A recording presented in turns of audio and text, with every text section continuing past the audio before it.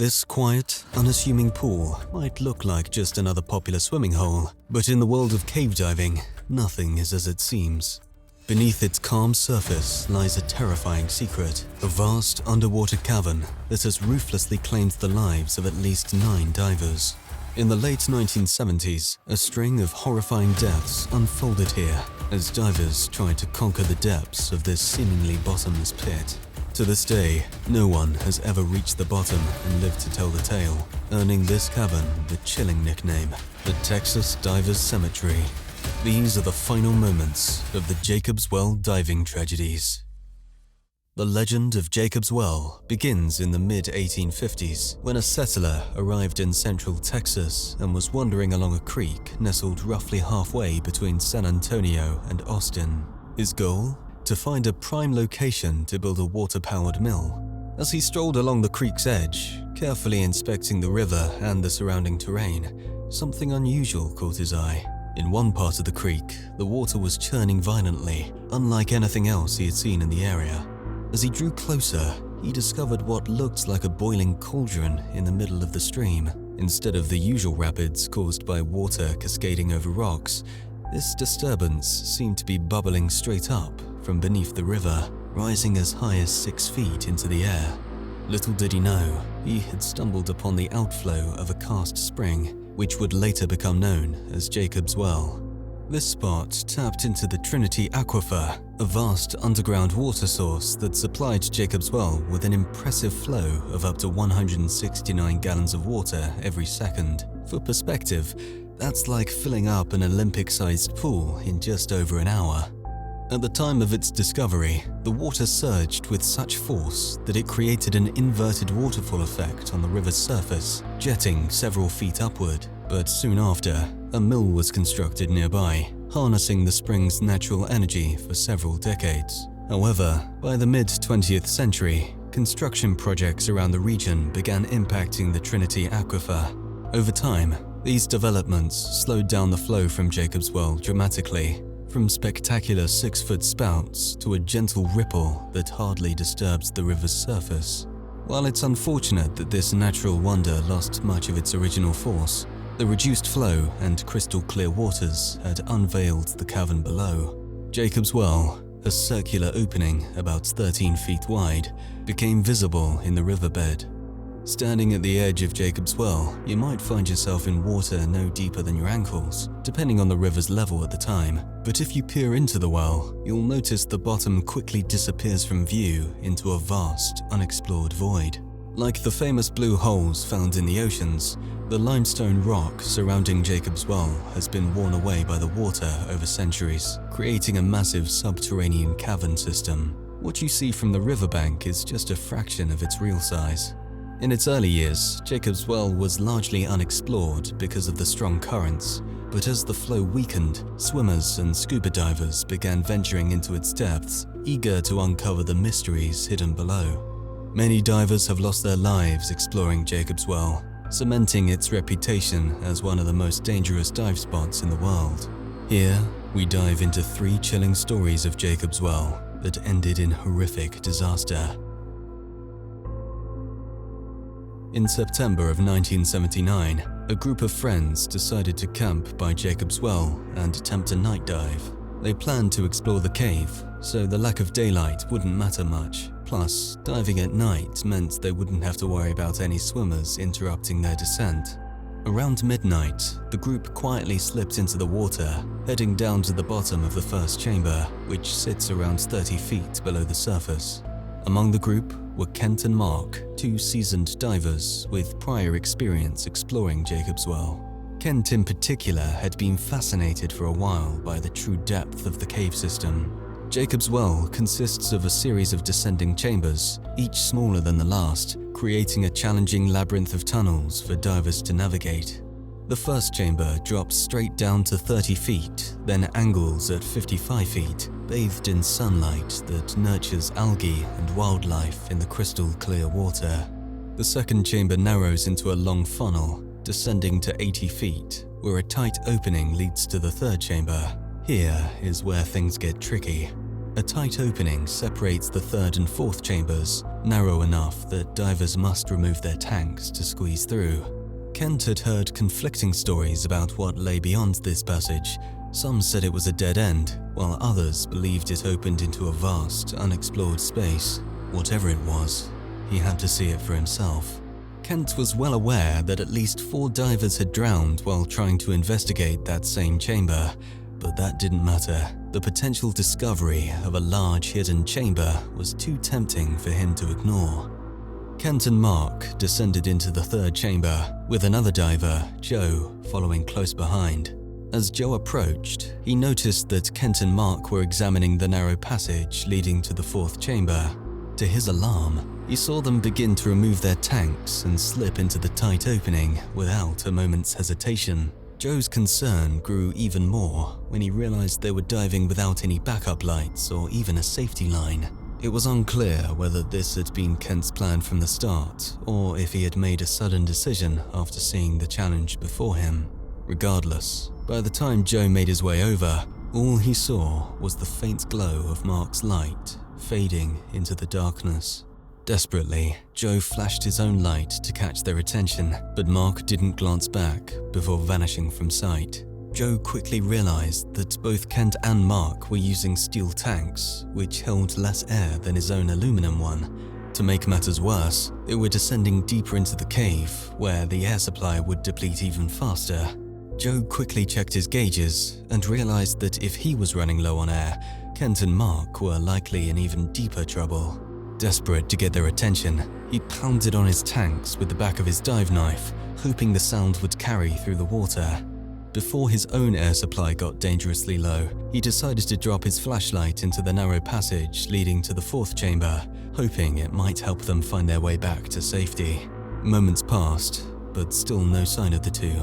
Already in a dangerous situation, Joe quickly headed back to the surface, uncertain whether Kent or Mark were still alive, but his worst fears seemed confirmed as he surfaced and noticed the water turning a dark, murky brown.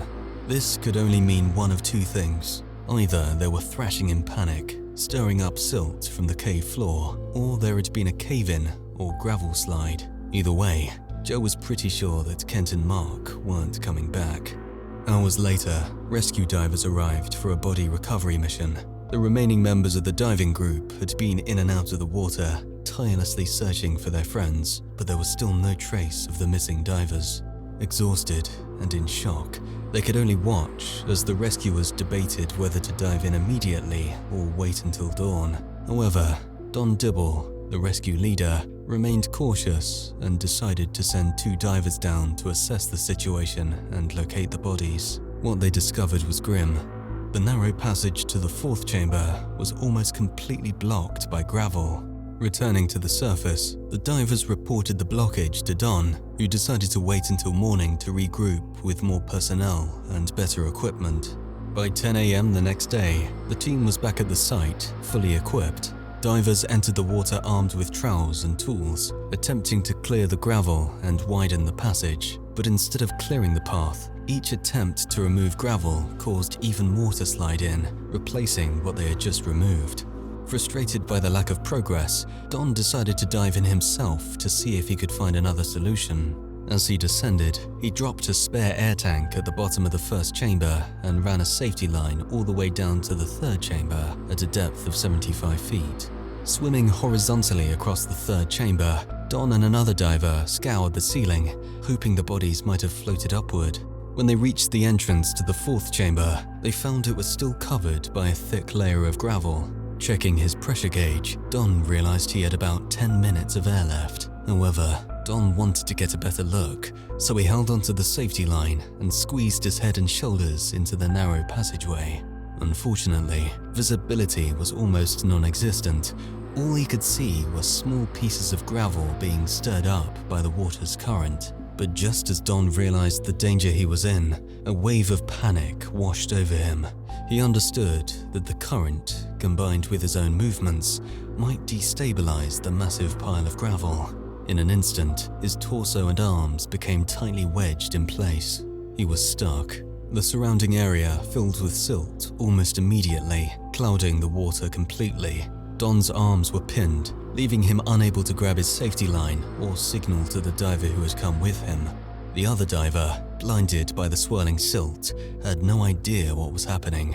Don could feel his breathing quicken as he fought to free himself. Just when he thought things couldn't get any worse, he found himself fighting for every breath. A wave of terror hit him as he realized his regulator had stopped delivering air. He tugged at it, but still nothing came through. Then, a trickle of water started to seep into his mouth. The shock triggered an involuntary spasm so intense that it managed to free his arms from the gravel. However, just a moment later, he felt another regulator being thrust into his mouth by his fellow diver. He took a massive gulp of air, but in his frantic state, he swallowed about half of it, a crucial mistake. That breath was taken at nearly 100 feet underwater, where the pressure is immense.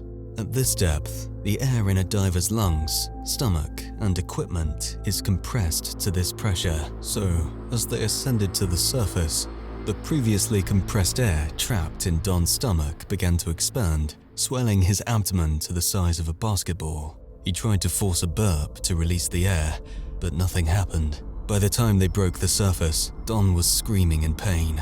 He was rushed to hospital and immediately taken into surgery, but the rapid ascent had already caused his stomach to rupture. He spent several weeks in the hospital recovering, but luckily made a full recovery in time.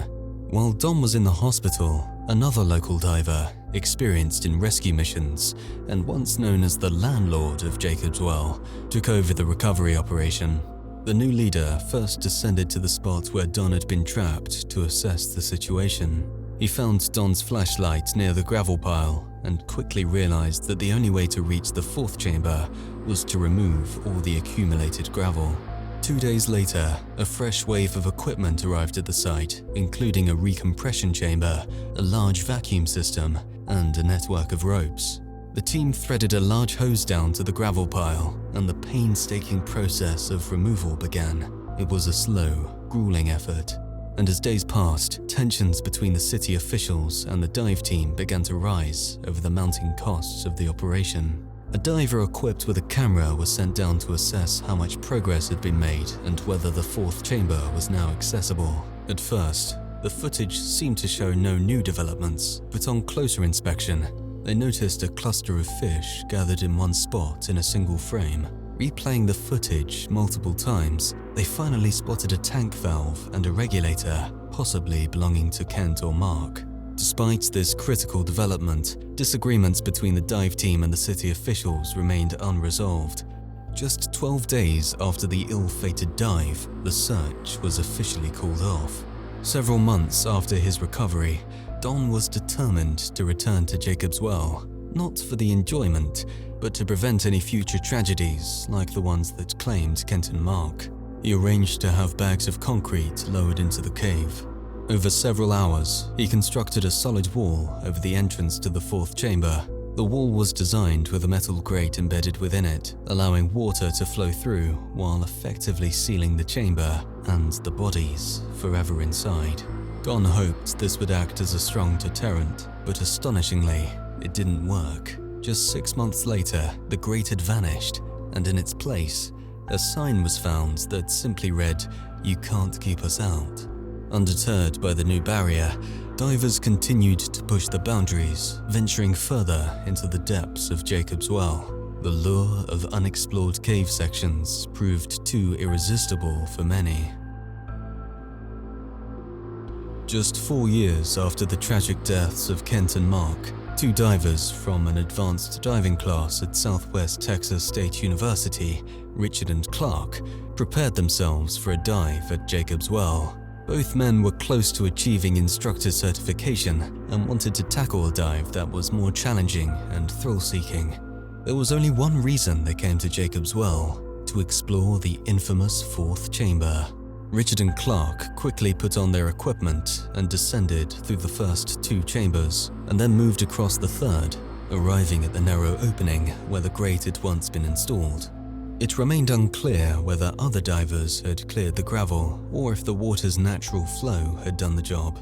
But whatever the cause, by the time Richard and Clark dived that day, the passage was wide enough for them to pass through. They removed their tanks and began wriggling headfirst through the tight opening. Richard managed to slip through the narrow opening first, while Clark waited by the entrance, keeping an eye on his progress. Suddenly, without warning, Richard came rushing back out of the chamber in a wild panic. It took Clark a moment to grasp what was happening, but then he saw it. Richard's mouthpiece was missing. His tank had gotten stuck on some rocks, and in the struggle, his regulator had been yanked out. Forced to hold his breath, Richard frantically swam back toward the entrance. As soon as Richard got close, Clark quickly pulled him out and shoved his own regulator into Richard's mouth.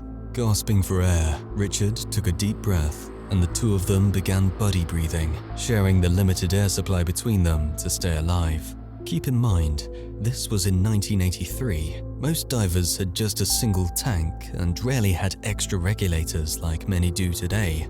Buddy breathing was widely practiced back then, and the protocols, equipment, and training were much different. Now, this obviously wasn't a great situation for Clark and Richard, and continuing the dive was impossible. Carefully, they squeezed back through the opening and started their horizontal swim across the third chamber, passing the regulator back and forth. Their next move, however, turned out to be the most critical mistake. Jacob's Well, like many limestone caves, has multiple tunnels and passages branching off from the main chambers, making a guideline essential to navigate back out. In the second chamber, two passages appeared almost identical. One leads back to the first chamber and then out to the surface, while the other, called a false chimney, rises as if it's the way out, but ends abruptly against a solid dead-end ceiling. Likely in a panicked state, Richard and Clark swam up the false chimney, only to find themselves trapped against the roof, frantically searching for an exit. As they fumbled through the darkness, a cave diver's worst nightmare happened. Their air tank went dry, still far from the surface. Acting on pure instinct and adrenaline, Clark quickly ditched the tank and swam back the way they had come on a breath hold. He managed to round the bend, swimming through the second chamber and into the first, and finally burst through the surface, gasping for air. Turning around, he realized Richard was nowhere to be seen. Clark waited at the surface, anxiously peering into the depths, but after a few agonizing minutes, it became clear that Richard wasn't coming back. Richard's body was later recovered from the false chimney by Don Dibble. As the instructor of the advanced diving class, Don had always stressed the difference between cave diving and open water diving. But despite the many fatalities at Jacob's Well, divers remained undeterred, continuing to push deeper into its hidden chambers. On the evening of February 26, 1984, three experienced explorers, scuba instructors John and Danny, and a seasoned caver named Wayne, decided to attempt a new, potentially groundbreaking dive. Their goal was to explore the depths of Jacob's Well further than anyone had before. Unlike Richard and Clark, they came better equipped and meticulously prepared, but as you'll soon see, even that wouldn't be enough. The trio made their way through the first chamber, making sure to secure a guideline as they went, and then ran another line from the start of the third chamber. They didn't want to make the same mistake as the divers just months before. This line stretched horizontally across the third chamber and halfway into the fourth. Once the divers wiggled their way into the fourth chamber, Wayne and John carefully removed their tanks to check the air pressure, preparing themselves for the next challenge, entering what had become known as the fifth chamber.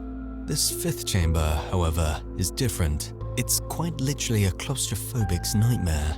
The entire chamber is just a narrow tunnel rather than a proper chamber, just 5 feet wide and 2 feet high. It required the divers to push their tanks in front of them while squeezing through. Wayne unspooled a fresh line as he crawled forward, while John followed, capturing photographs of their progress. Meanwhile, Danny stayed in the fourth chamber to manage the lines as planned.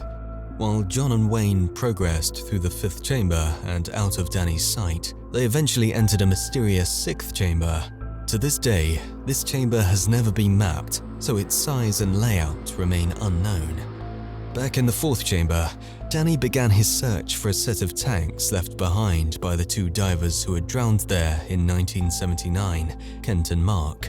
He discovered that the space was more like a small room, roughly 8 feet high and 10 feet wide.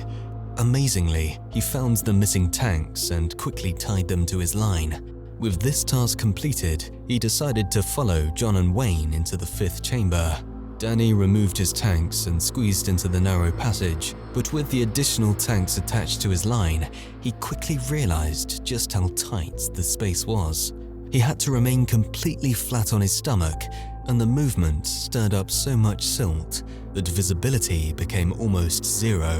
Feeling the tension rising, Danny carefully untangled the line and decided to retreat back into the fourth chamber, opting to wait there for John and Wayne rather than risk further complications. Meanwhile, in the sixth chamber, Wayne carefully extended a 100-foot survey tape, attempting to measure the dimensions of what appeared to be a much larger room. John stayed nearby, snapping photos, but visibility began to deteriorate rapidly. Even with the reduced visibility, John could sense that the sixth chamber was considerably bigger than the others. He could stand upright with ease, but he couldn't see where the chamber ended. The floor was muddy rather than rocky, unlike the rest of the cave, which significantly increased the risk of a silt-out. After a while, Wayne reappeared, holding the survey tape and signaling to John that it was time to make their way back. John turned and began following the line toward the fifth chamber, but along the way, he encountered a set of tanks wedged in a narrow opening. Danny had abandoned the tanks there after they repeatedly became tangled in the line and snagged on rocks. With John pushing from one side and Danny pulling from the other, they managed to free the tanks and continue. They squeezed through the crevice that connected the third and fourth chambers.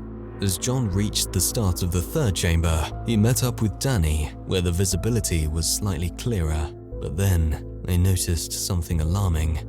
Wayne was nowhere in sight. At first, John assumed Wayne was just busy with the survey tape or putting his tanks back on after navigating the fifth chamber. However, Wayne hadn't given any signal to suggest otherwise, and only moments earlier, he'd seemed to be right behind them. Believing Wayne would catch up shortly, John and Danny continued their ascent and began their decompression stops. However, as they waited, there was still no sign of Wayne. Their air supplies were running low, barely enough to complete decompression and exit safely, making it impossible to go back and search for him. They stared into the dark tunnels, straining to see any sign of Wayne's light, but it never appeared. Eventually, they surfaced, anxious and confused, with no idea what had happened to their friend. Wayne's body was found the next day at the entrance to the fifth chamber. His mask was still in place, his tank lay by his side, and he was positioned directly on top of the safety line. To this day, no one knows exactly what transpired in Wayne's final moments.